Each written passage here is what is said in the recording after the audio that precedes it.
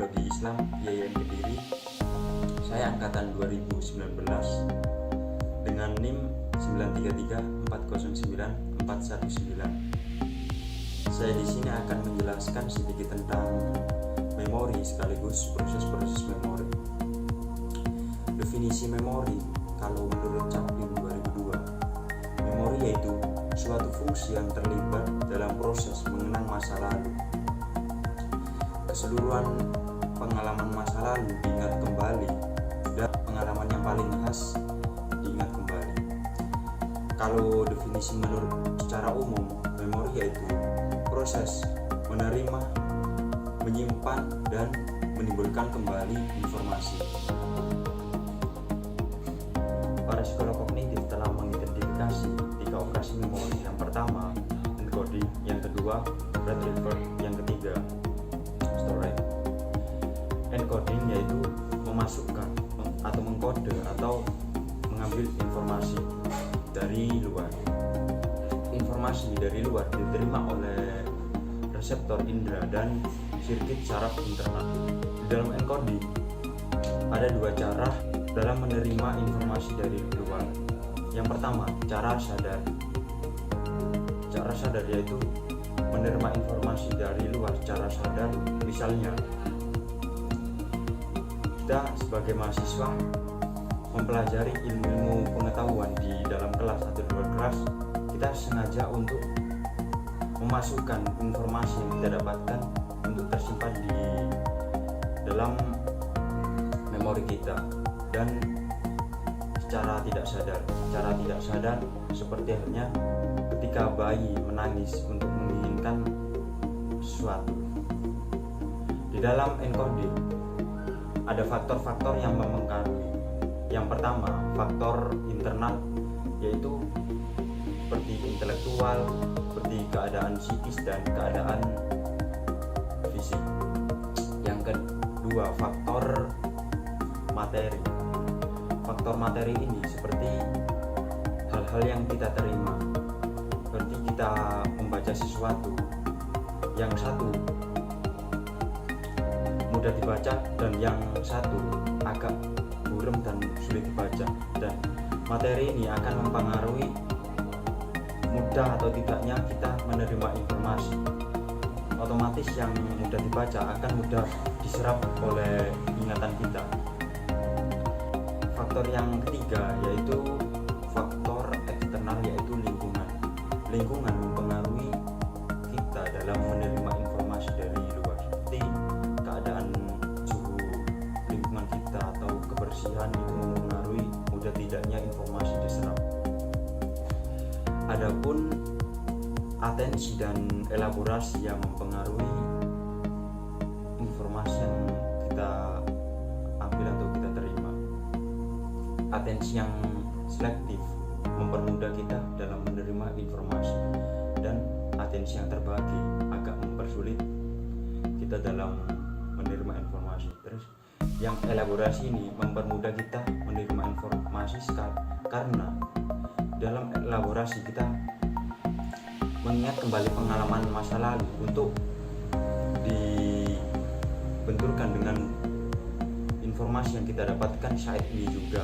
Jadi mempermudah menerima informasi. Proses selanjutnya yaitu storage, menyimpan informasi. Setelah informasi tersebut diberi kode, kemudian akan diteruskan ke tempat penyimpanan. Sesuatu yang telah dipelajari biasanya akan tersimpan dalam bentuk jejak-jejak dan bisa ditimbulkan kembali. Walaupun disimpan, namun jika tidak sering digunakan, maka memori sulit untuk ditimbulkan kembali dan biasanya akan hilang. Proses yang selanjutnya yaitu retrieval, menimbulkan kembali. Ada 3 cara dalam proses pengambilan kembali informasi. Yang pertama, recall, yaitu pengambilan informasi tanpa objek. Seperti halnya saya mengingat nama orang tanpa melihat orang tersebut langsung di mata saya. Dan yang kedua, recognition, yaitu mengingat sesuatu dengan melihat objek seperti melihat orang dan melihat orangnya langsung. Yang ketiga, retingrative, yaitu melibatkan berbagai informasi seperti halnya saya mengingat misal nama Ahmad Dhani, dan saya itu melibatkan informasi-informasi yang saya dapatkan sebelumnya, seperti dia itu penyanyi, dia itu mempunyai anak 3 dan seterusnya. Dan bisa dibagi lagi dalam cara mengambil informasi, yaitu yang pertama rekognisi lagi, yaitu mengingat dengan bentuk yang sederhana, yaitu mengingat sesuatu seperti gambar, lukisan. Dan yang kedua rekal, yaitu lebih mengingat sesuatu lebih sukar lagi, seperti mengingat pengalaman masa lalu. Dan yang ketiga reproduksi, yaitu mengingat yang lebih sukar lagi, yaitu mengingat yang pernah kita pelajari, seperti kita mempelajari lagu dan kita ingin menimbulkan kembali. Dan yang keempat performance, yaitu mengingat pengalaman yang romantis. Selanjutnya kita membahas teori-teori memori.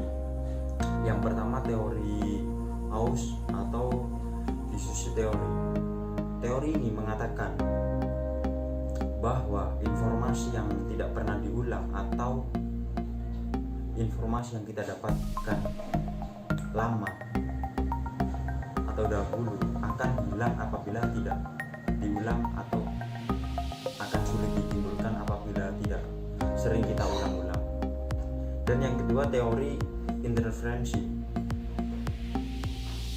Teori ini mengatakan bahwa apabila informasi tertumpuk dengan informasi-informasi baru, cenderung informasi yang awal akan bisa jadi hilang atau sulit ditimbulkan kembali.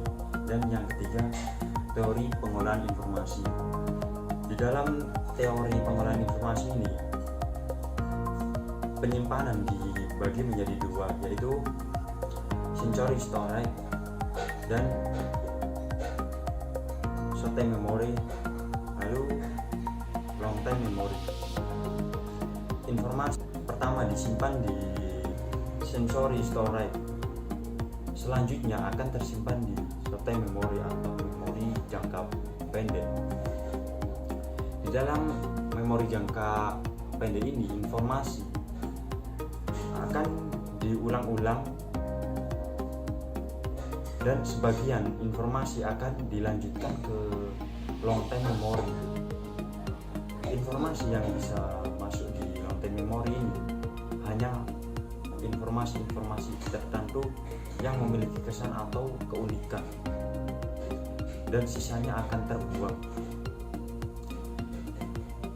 Informasi yang tersimpan dalam LTM ini biasanya akan tersimpan secara permanen, dan apabila ingin mengambil atau menimbulkan informasi di long term memory ini membutuhkan short term memory untuk bisa dipergunakan kembali. Sekian penjelasan dari saya mengenai memori, kurang lebihnya mohon maaf. Billahi taufiq wal hidayah. Wassalamualaikum warahmatullahi wabarakatuh.